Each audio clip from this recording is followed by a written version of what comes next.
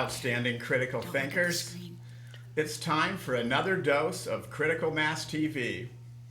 This is the show that helps peel away the layers of corporate and ruling class propaganda to illustrate that the best qualities of human society, peace, justice, cooperation, and understanding, survive in spite of the power-drunk greed cult, not because of it.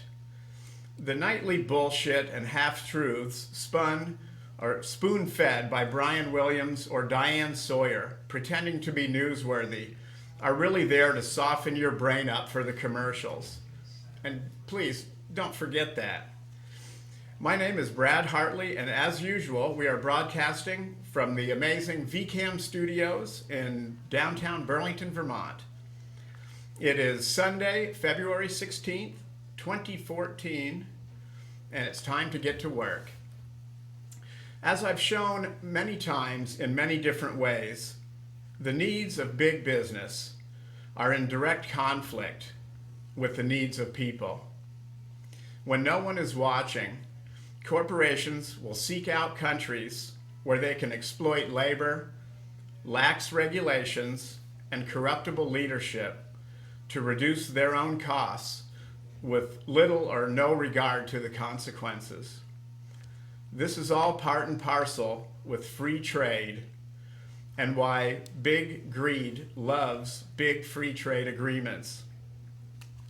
Out of this reality was born the fair trade movement, which should vigorously be promoting corporate social responsibility. It turns out that informed activists and customers, by using their skills and dollars, can influence the economic justice and quality of life in offshore service countries. Let me reintroduce Carmen Solari, the Fair Trade Programs Manager at the Peace and Justice Center of Vermont. Hi, Carmen. Hi, thanks for having me. It's great to have you back with us. Our topic tonight is the garment industry, sweatshops, and the influence that institutional buyers like the University of Vermont can have on working conditions in factories around the world. So, Carmen, can you introduce the other guests that you've brought with you tonight? Sure, I'd love to. So this is Sandy Wynne. She is representing the Fair Trade Burlington Network. It's a network that we work with closely with the Peace and Justice Center. And Krista Panosian, who is our volunteer coordinator and also just recently graduated from the University of Vermont. Thanks for both of you for coming on with us also. Thanks for having us. So tonight, to get started, the issue that we're talking about is just a little bit complicated, and I know just personally I knew very little of the details. So we are going to watch a short video to help get a little bit of context, and then we will be right back to talk in more depth about the issue here in Vermont and at the University of Vermont. So, Jim, can you show us that video, please? Nike, Adidas, Apple, and locally headquartered Russell Brands. These are 4 of the more than 20 companies that represent the membership of the Fair Labor Association. It's been more than 2.5 years since the FLA put a Russell Brands manufacturing facility in Honduras on probation. Since then, Russell has revamped their labor agreements and allowed workers to organize in many of their facilities. Among some of the improvements, Russell has monetarily compensated more than 95% of the 2,000 Honduras labor workers who were fired. Working conditions have improved in the facilities with the FLA monitoring safety, health, and organizational issues. But Russell's Honduran manufacturing plant is only one of the facilities WKU receives apparel from.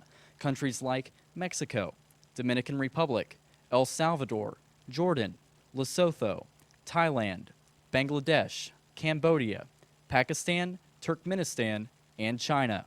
In El Salvador, where shirts like these are produced, more than 75 complaints have been filed to the Fair Labor Association since 2008. Now, we caught up with Teresa Chang, a member of the United Students Against Sweatshops organization, to find out if the whole thing is just a cover-up. Chang gave an endorsement for a second compliance organization, the Workers Rights Consortium, or the WRC, as an alternative to the Fair Labor Association. So the Workers Rights Consortium, or the WRC, was actually created as an alternative to the Fair Labor Association because we found that the FLA, for the very reason that the corporations who profit off these sweatshops were on the board of the FLA, that the FLA had actually, has a track record of writing reports that are actually inaccurate or whitewash the companies themselves. And at the top of the list of the board of directors for the Fair Labor Association is Stan Blankenship. He represents and works for Russell Brands. The WRC has conducted 5 thorough reports in Russell Brands manufacturing plants. However, according to Russell's website, they do not acknowledge the WRC as an official compliance organization. According to various FLA reports, only 75% of countries that produce WKU apparel have been monitored by the FLA in the past decade.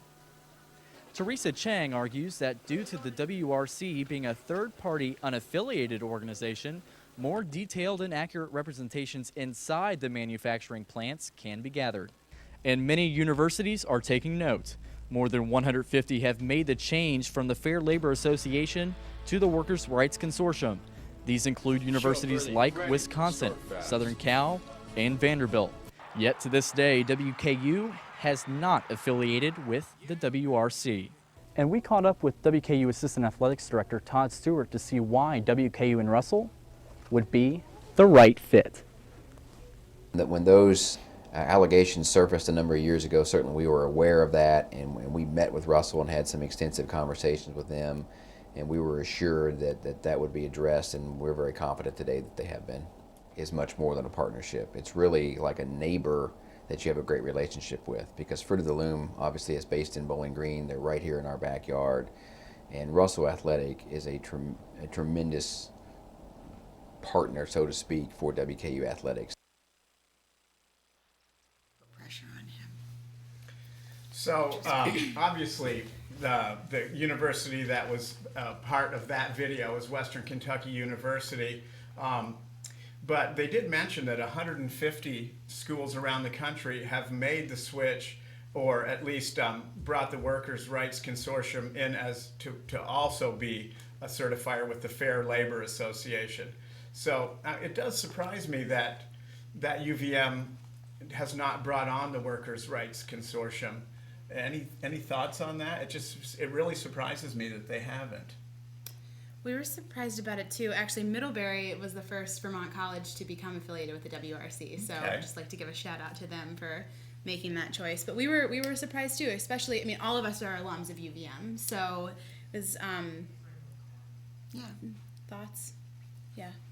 Well, we asked, we went over to Jay at the bookstore to sort of get the facts and find out, what was going on, and that they were members of the FLA, and would they consider becoming members of the WRC, and that's where all 3 of us and a lot of other student groups at UVM started to play a role to open up that conversation with UVM.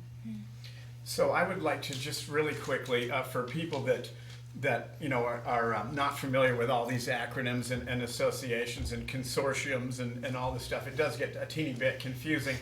But really quickly, in 1996, the Clinton administration, in response to some high-profile human rights campaigns, the Gap in El Salvador was highly scrutinized for using basically sweatshop conditions to manufacture their clothing. Kathy Lee Gifford quite famously broke down in tears during an interview on television, basically saying things like, what can she possibly do about it, because she's in New York and the workers are in, what was it, Honduras or El Salvador. So the Apparel Industry Partnership was a task force formed by the Clinton administration, and out of that task force came the FLA, and I got that right this time. So that means the Fair Labor Association.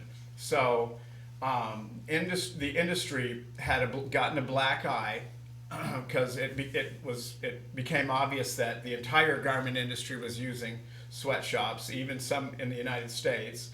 They had lost a lot of credibility, so the formation of a corporate-dominated monitoring body, so the foxes guarding the hen house and having their own a monitoring situation for these factories.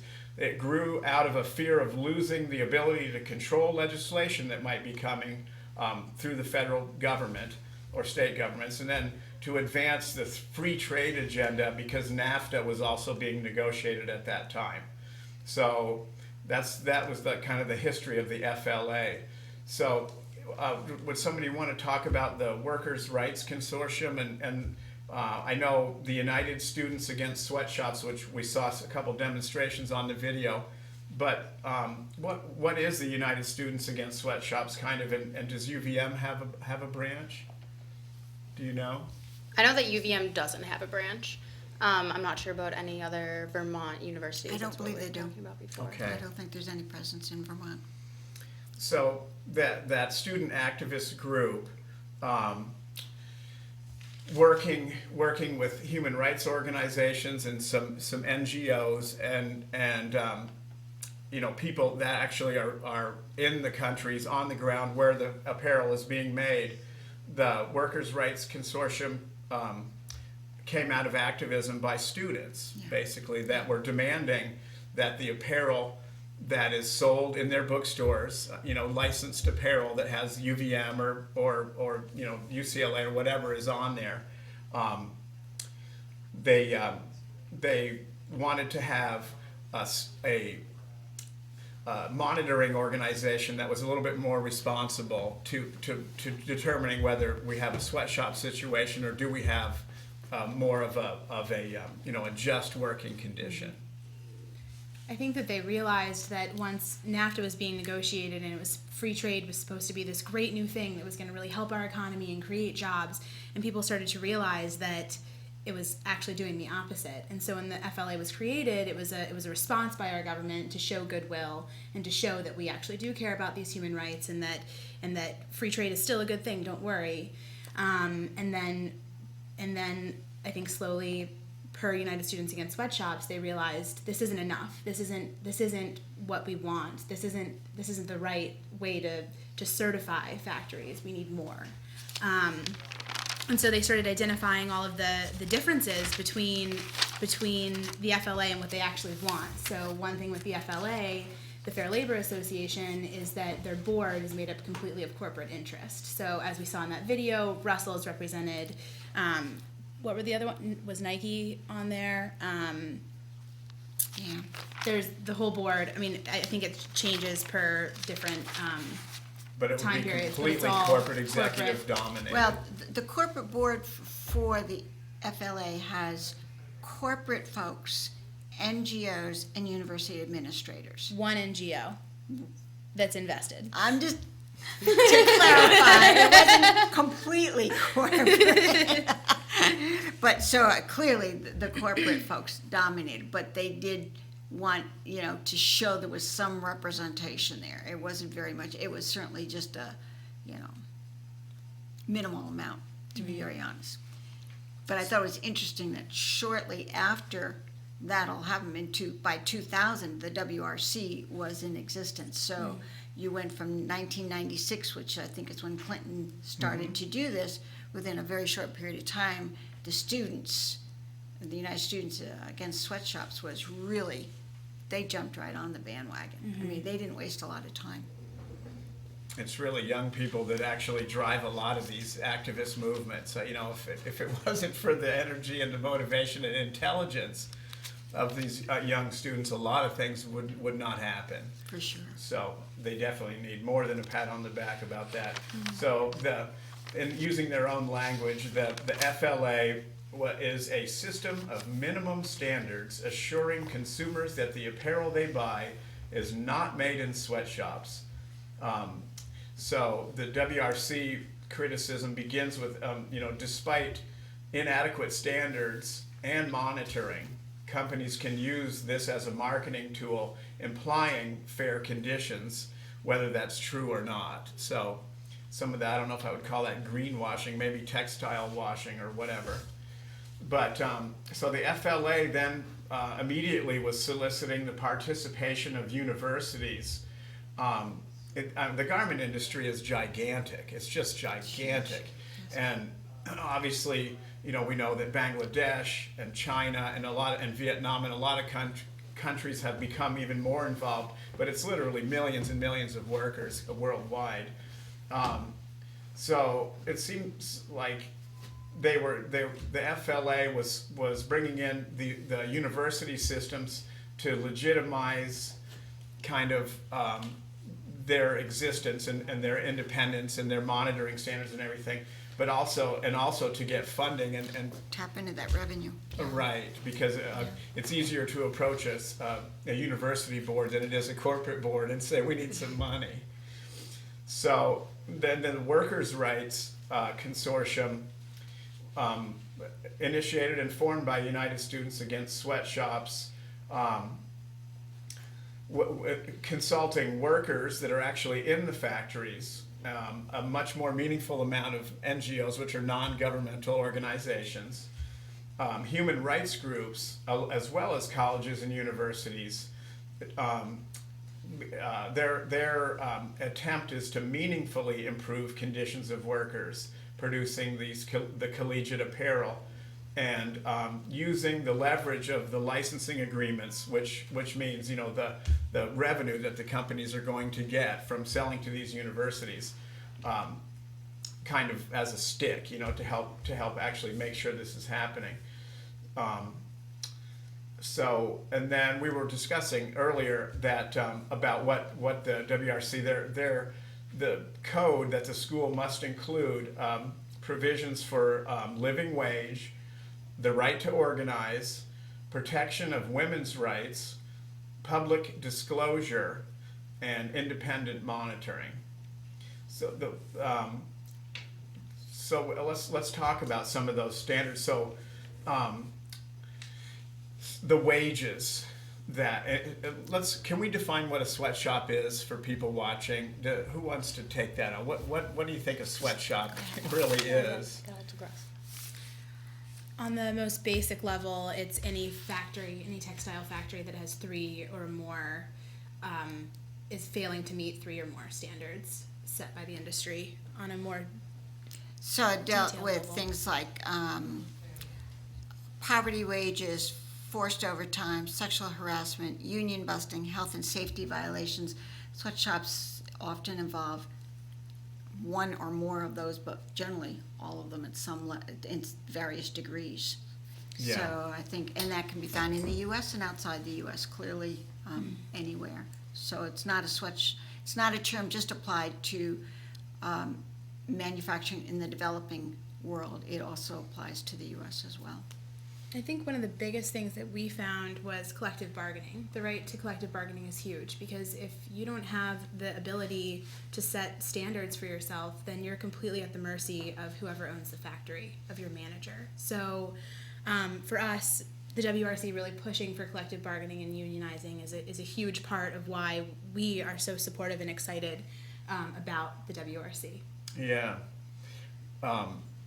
It's also, you know, the right to organize is under attack and under threat, even in the developed world now, with you know, basically neoliberalism and just the ability of business to dominate the political system now, and not to mention their own factories and the economy. But to collectively bargain and to organize, that means the workers getting together in the factory without harassment, or just in their country, to then approach management about some of these other issues. Mm-hmm.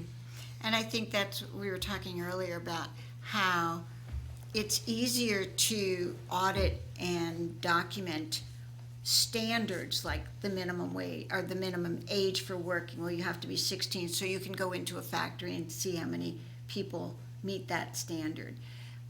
But rights like the right to organize, that takes on a much more comprehensive skill to audit that. Are people being denied that right, as opposed to are the standards being met? And the WRC clearly values both the rights and the standards, whereas I think we feel the FLA is more just dealing with the standards, you know. But I think maybe, you know, when we first got involved and asked UVM what they were up to, and learned about this company Alta Grassi, which is what really got us all excited because we were looking for something to start with. So, And so Alta Grassi, it's a really cool new company. It's like an innovative new brand that's coming around. They have manufacturers that make collegiate apparel, and it's made in the Dominican Republic. And so pretty much what kind of differentiates them from your other manufacturers and like other sweatshops is they do allow their employees to unionize, and they pay them a livable wage, which is about a little over 3 times the industry standard, like minimum wage. And they also pay them overtime. So what that means is the employees, you know, can provide health care for their family. They can afford to send their children to go get an education. They pretty much can provide their family as well as their communities a little bit higher standard of living compared to the other employees that are forced to work like very long hours within a sweatshop. And it can change the lives of the employees. And we've seen a lot of stories of like how their lives were before Alta Grassi came about and how it's really improved. And yeah, leading by example. You know, the reason sweatshops exist is because it's really, really cheap for the manufacturer to get whatever the product is, the clothing or the hats or shirts, to the market. And a company, all they really want to do is maximize their profits, their bottom line, and then expand their market share. So how much of the market that they get. Everything else is left to people just, it's just literally shunned aside. And Brad, to that point, what was interesting, what we learned when we talked with Jay over at the UVM bookstore, you take the Alta Grassi products, which first off are very high quality products, but in terms of the price being asked, was not all that different. In some cases, it was cheaper. Yeah, that was the interesting thing. That it wasn't like, wow, so the Alta Grassi must be really out of reach for most students. That was not true at all. Right. And that was kind of a nice thing to learn about, so that it's more, if students become more aware and there's more demand for Alta Grassi and those kinds of ethically produced products. And if the price is very similar to your other options, like why wouldn't you choose the Alta Grassi brand? Exactly. Because you know like the lives that it's impacting. And Yeah. So there is a margin in there for everybody, even at those retail prices that are similar to a sweatshop product.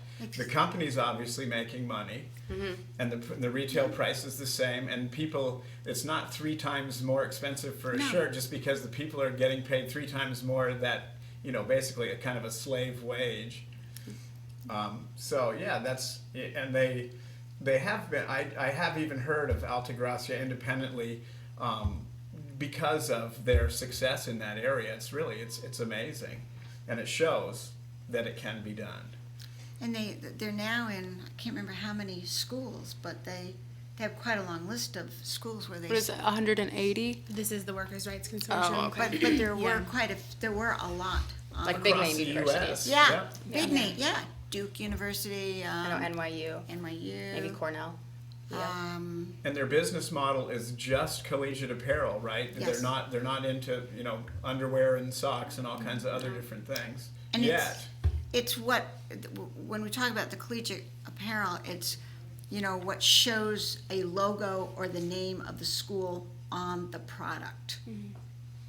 So it's Yeah. not just a License. T-shirt; it's a T-shirt, and of course that all involves the licensing. So Alta Grassi has to be on the list for the university in order to allow Alta Grassi to put that logo on that product. So there's a Right, the university gets a fee for the licensing of the product, which is a revenue stream for the university, and they're very protective of that, so they have to be very certainly careful. it's like branding for a commercial outfit. You were going to say something? Go for it. Nope. I was going to say that I think it's worth mentioning that because Russell was mentioned in the video that we just watched, and Russell was actually before Altagracia was Altagracia, it was a factory called BJ&B, and they manufactured clothing. Russell and Nike were two that were in the factory. I'm not sure. I know that they had other athletic brands that were contracted, but the workers started to unionize, tried to unionize, and all of a sudden they lost all of their contracts. All of the businesses pulled out, Russell being one of them, and so the factory shut down. And it wasn't until it reopened as Altagracia that workers were then employed. But given that experience, they learned and they changed their ways and knew that they had to fight for the right to collective bargaining. So it's kind of a really beautiful Phoenix story. Yeah. But when that factory shut down in that community, they were the only employer. Yeah. I mean, it wasn't just a company moving out. This was the livelihood of everybody in that community. It's, it's, unless you've been in a community like that, there's just, the devastation that it caused was really dramatic. So to have Altagracia come in and and it was really have a very different business model was very exciting.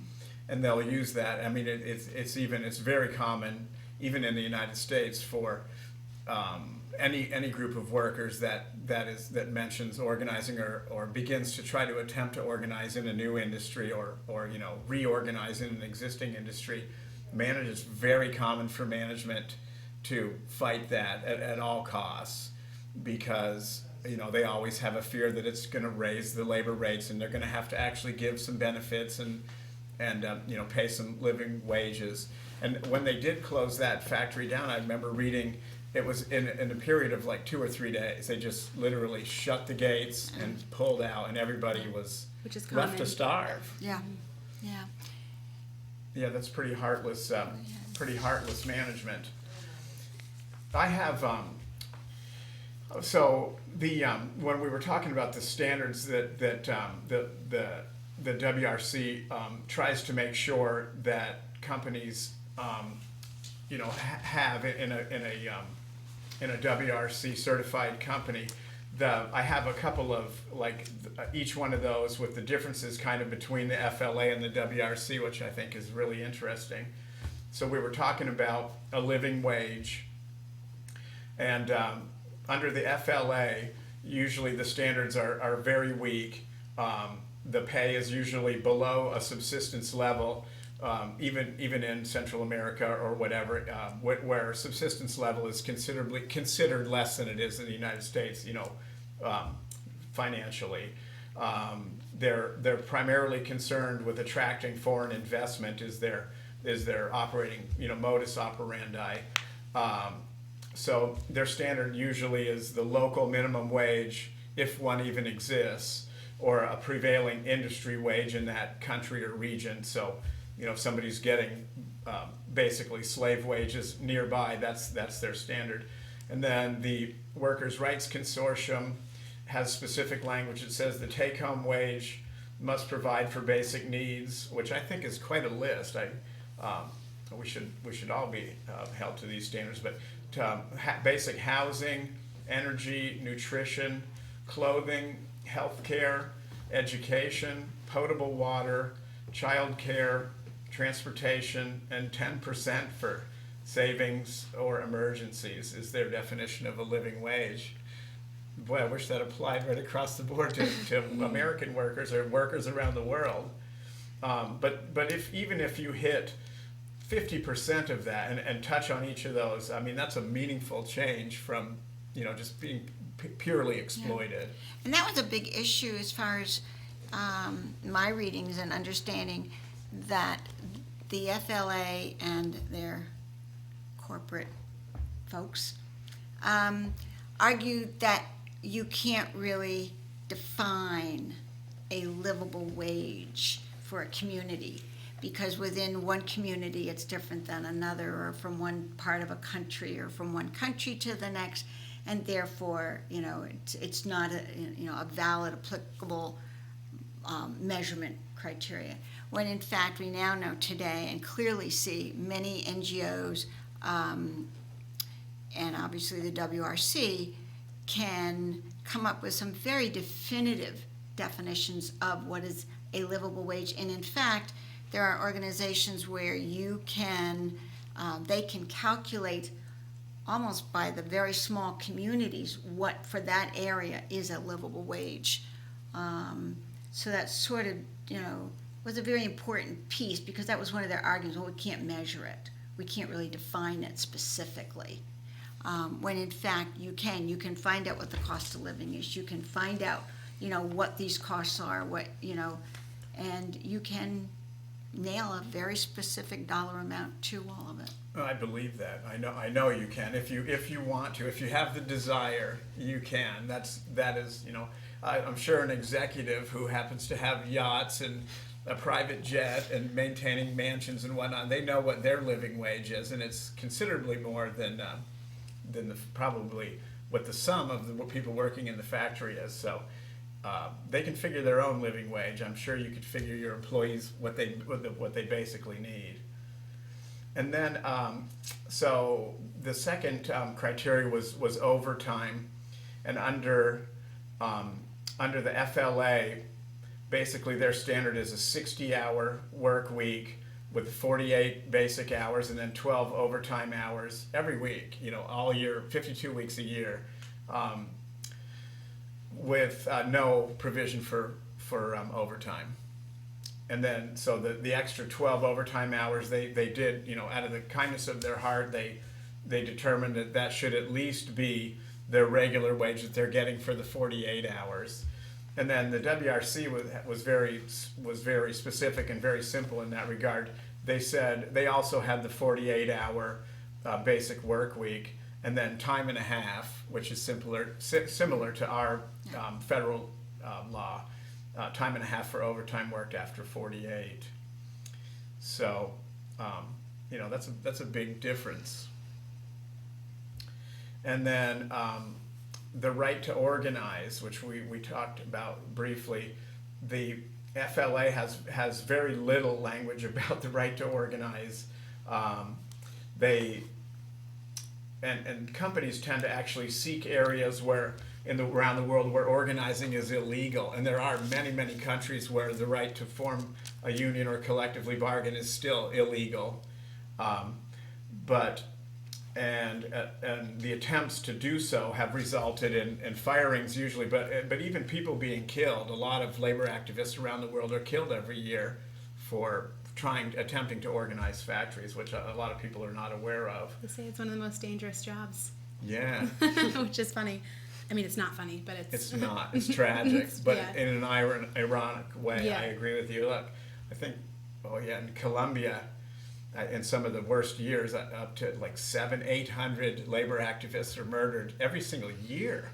Yeah. So, I mean, if that was happening in the United States, there would be an incredible uproar. Tragic. But then the WRC, even in countries that fail to protect rights, the companies must encourage in their factories representation and give space for representation and monitoring in all the factories, not in a tiny sample of the factories. And I thought that was important too. That and of course that's the next topic is what does independent monitoring mean? But the FLA standards is if the company reports 10% of its factories or actually monitors, and this is all based on the company doing it themselves. They usually rely on self-reporting by the industry. So, but it only requires 10% of the factories to be monitored, and the monitors are not independent, and there's no unannounced visits like OSHA or under an OSHA or inspection or anything we're used to in the United States. They come in unannounced, the Vermont Health Department or just whatever. You don't tell somebody you're coming in to investigate them or inspect them, because of obvious reasons. Everything's going to be perfect when you get there.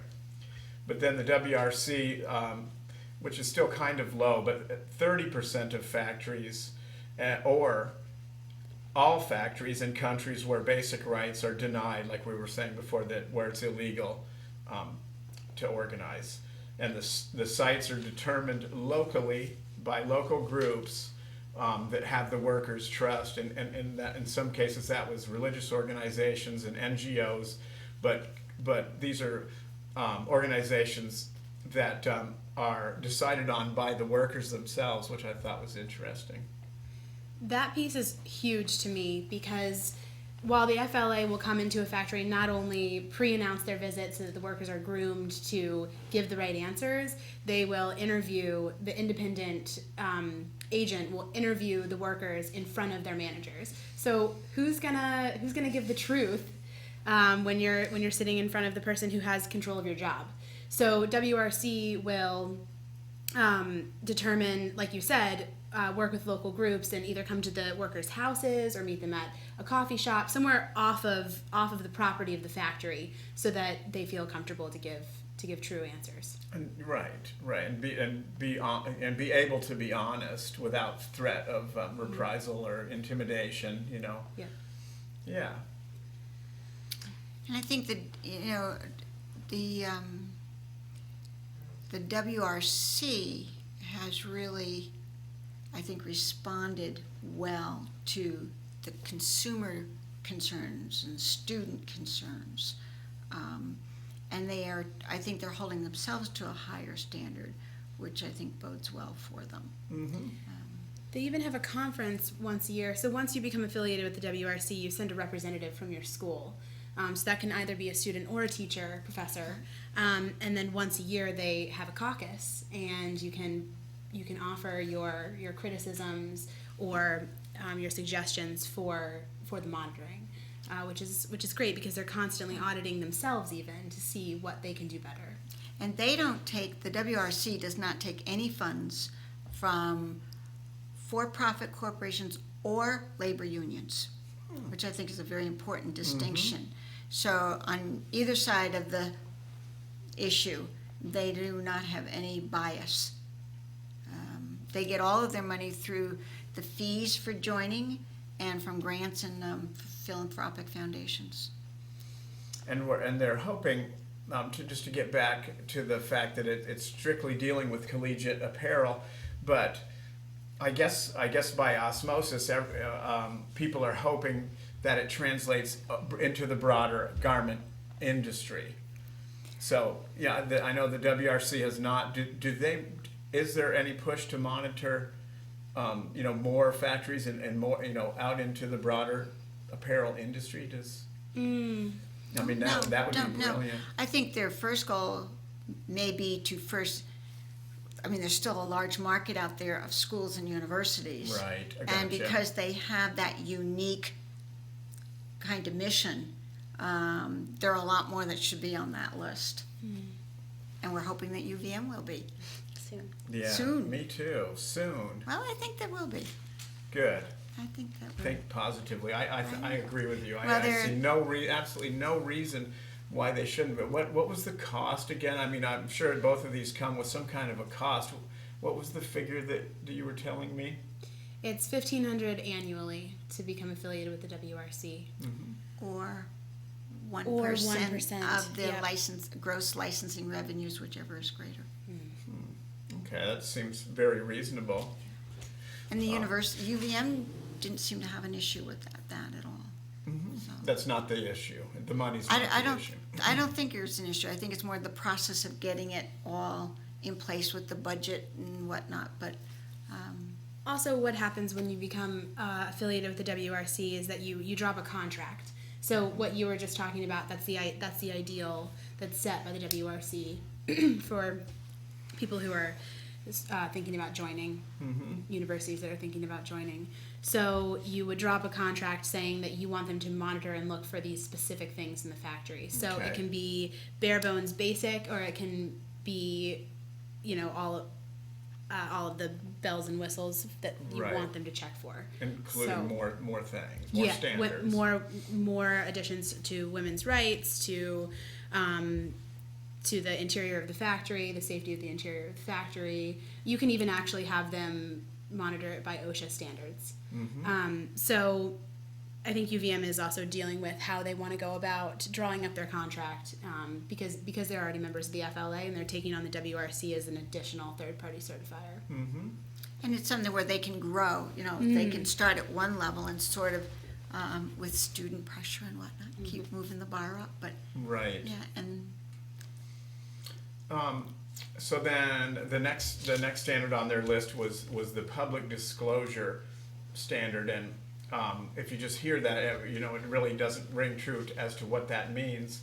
The FLA does not require a company to disclose all its factories, and no information is released to the public whatsoever. It's all done in secrecy. So, and I remember reading an article years ago about the fact that they used as an excuse that that their factories are a proprietary corporate secret, and that they could have secret technology, manufacturing techniques, etc., that they need to hide in these garment factories. When, I mean, anybody knows who's in an industry, if you develop something very, very quickly, it spreads out over the whole industry, and a new knitting technique or a new machine is usually for sale to another factory also. So I think it's really important what the WRC requires licensees to make public the names and locations of all the factories that are making the university's products. It does not include all the factories that the company might make for other retailers. But so if you don't even know where the factories are, I just see a gigantic loophole there, and you're only investigating maybe 10% of them if you're lucky. And additionally, the WRC gives full disclosure on their website of all of their auditing reports. So even if there's a negative auditing report, they'll release it. I believe it's there's a time delay so that they can tell the public what that company is doing, that factory is doing to better or to fix mitigate whatever the issue was. Right. Yep. So not only do you get the list of factories, but you can actually look. You can choose your school, see its factories, and then see all of the auditing reports and exactly how that factory scored. As opposed to it being completely secret with the FLA. Yeah. That's really cool. I did not know that. I'm gonna have to go on and check some of those out. And the other piece that was, the transparency and accountability that the WRC site has is pretty impressive.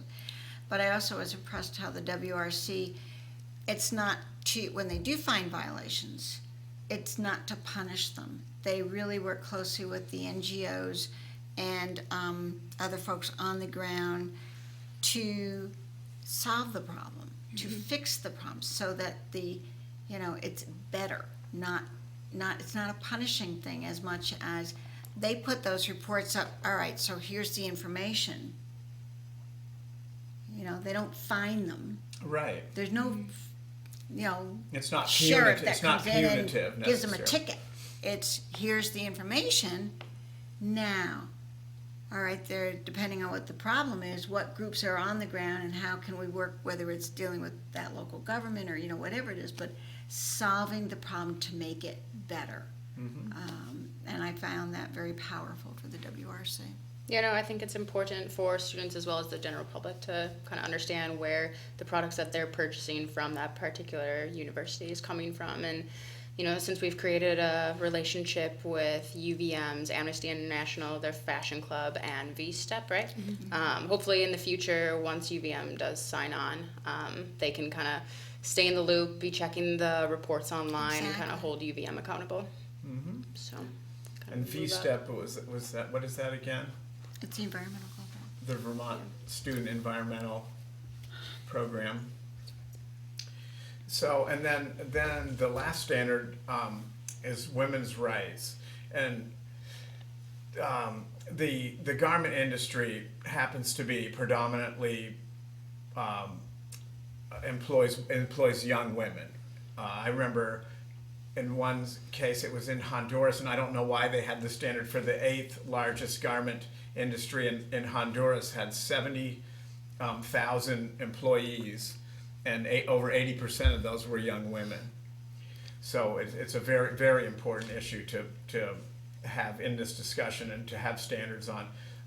The FLA has no specific language in regards to women's rights whatsoever.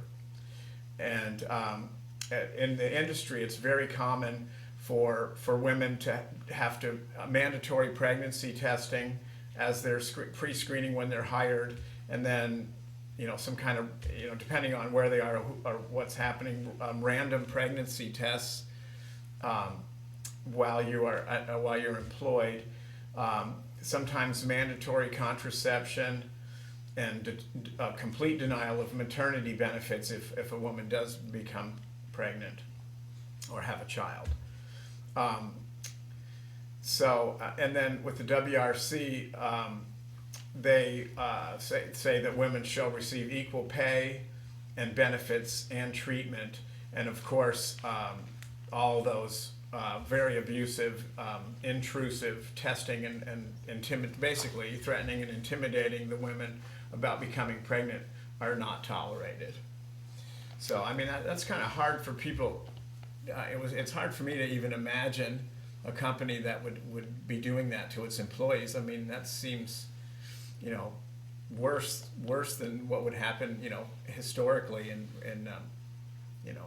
at the beginning of the Industrial Revolution when everybody was getting abused. I think part of, when you look at it's one thing what the corporations have been doing, but you also have a lot of these countries, the culture in these countries have been very male dominated.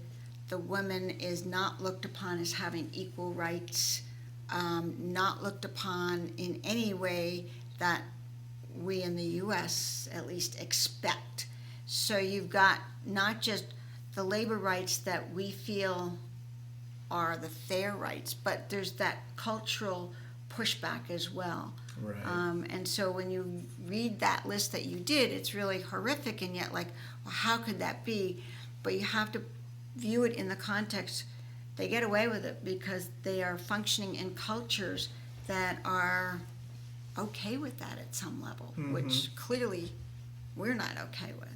Especially at a leadership level. Yeah, I mean, you have government policies that are,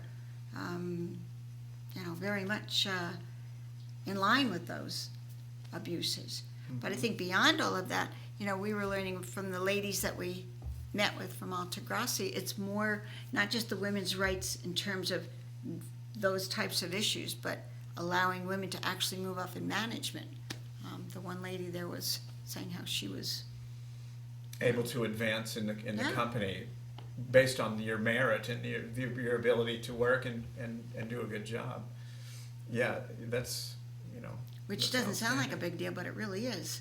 Yeah, even with Walmart, remember, they have a slight issue with that. Even in the United States, they've many times been accused of not advancing women, and of course history, if in the broadest definition, is just a succession of different people struggling for their rights to be recognized as human beings, and our ancestors, your ancestors that are women fought for those rights in the United States. Nobody gave those rights to you. We're still fighting for it. And still fighting for that, i.e. Walmart and other industries. And that really is true. And in these countries, the evolution of those groups getting the rights is not as progressed as ours is. But that's not because the people don't want it. Yeah. And you're right, it's cultural conflicts and whatnot. But so I may be talking a little bit about where we're at with UVM. Yeah, please do. Where what's the status of what's going on, and you've got the report probably. Sure, yeah. So we've met with UVM a couple of times. We actually had a really great opportunity to sit down with the three of us, the three representatives that we have from the three clubs that we're working with at UVM, the bookstore manager, and the athletic director.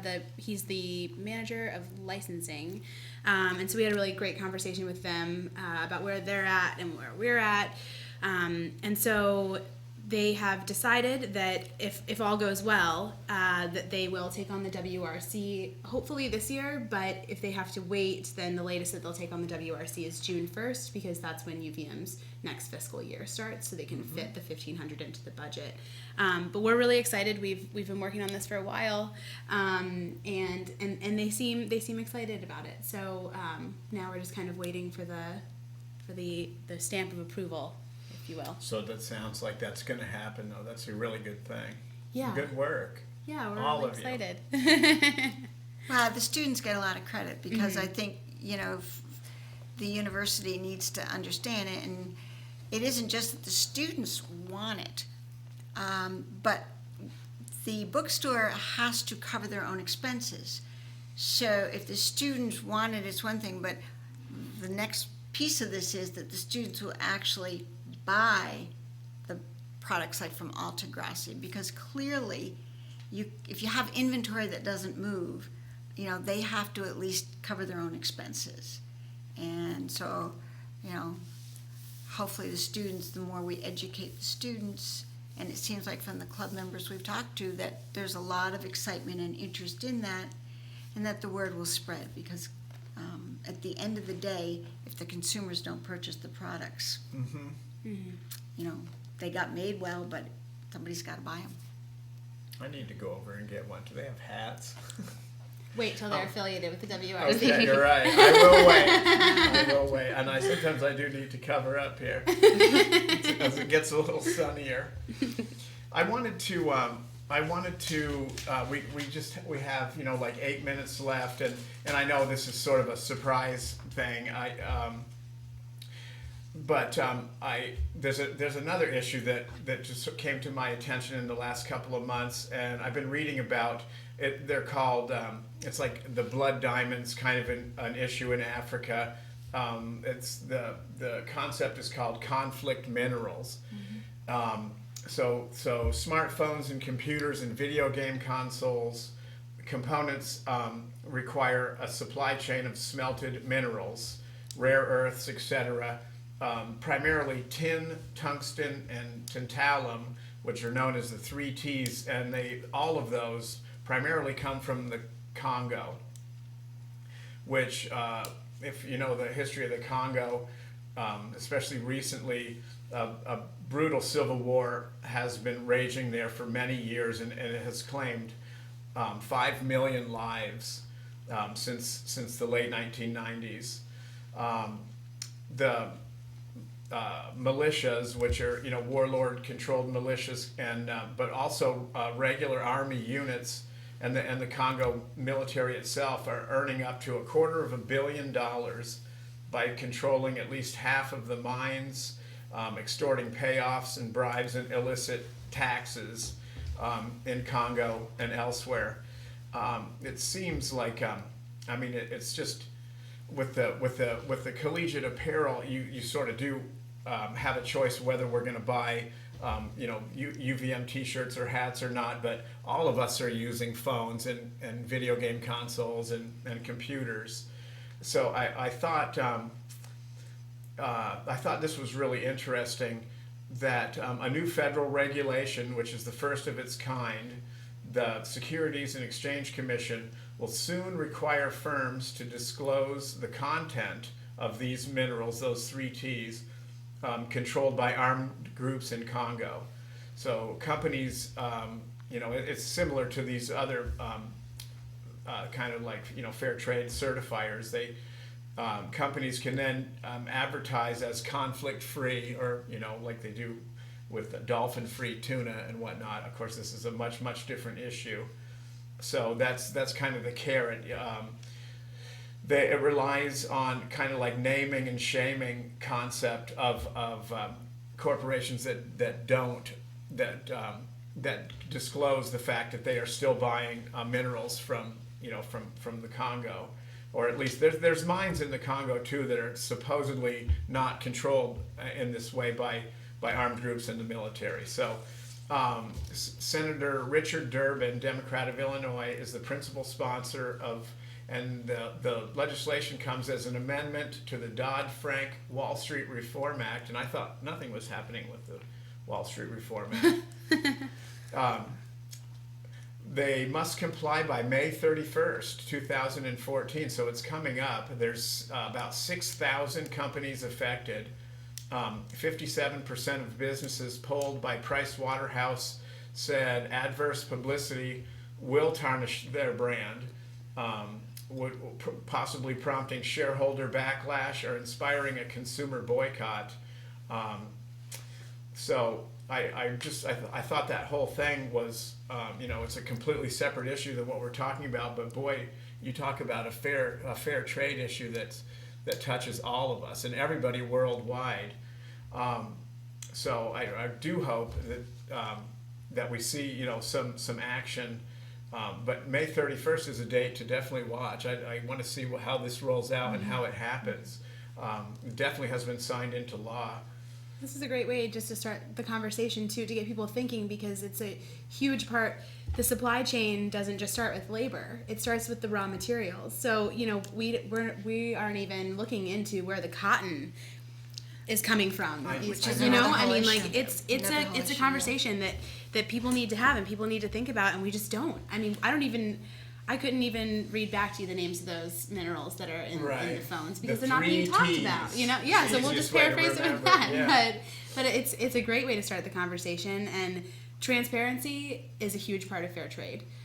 So even though what we're talking about with the universities isn't fair trade, it's ethical trading. Making trade fair. Exactly, and this is a great way to start. Yeah. And auditing, can you imagine with mines of so many different mines, and they're small mines, and then the transportation companies pulling those minerals out and then trying to audit your supply chain back? I mean, that's so the conflict-free smelter program. 80 companies so far are already no longer buying. The trouble is, will illegitimate buyers step into that vacuum created by companies, because the minerals are worth a tremendous amount of money. But the electronics industry has put profit and cost reduction ahead of responsible behavior so far, and Senator Frank said far too little, far too late. It's definitely the most deadly conflict since World War II, and it's all about resource control and exploitation. Absolutely. So we don't want to own a blood smartphone, because that's definitely not smart. So we have a minute and a half left, but we should, we'll have to, after May, we'll have to research that, and we'll have to see what the progress is and come in and do another show about that issue. Definitely. There was a great TED Talk, it's on YouTube, and if you just search Fair Trade Sell. Oh yeah, that was a good one. Say it again. Fair Trade Sell. And it is a gentleman who asks that we all request that our cell phone be fairly made. And or fair trade, and it was that idea. And it's a great short clip on just what you were talking about. And we didn't even mention that the FLA was the organization that was certifying the Apple factories in China, which were, reprehensible, would be being nice about the conditions of the work, for the workers, and so we didn't even go there. But it shows how important it is to pay attention and to vote with your dollars. It's the most democratic thing we do every day. And ask questions. Right. I mean, even if you don't buy it, ask the question. Yeah. So thanks again. I really appreciate you coming on. Thanks. It's a very underreported subject, and that's what we try to focus on here. So thanks again. Thank you so for much, having Brad. us.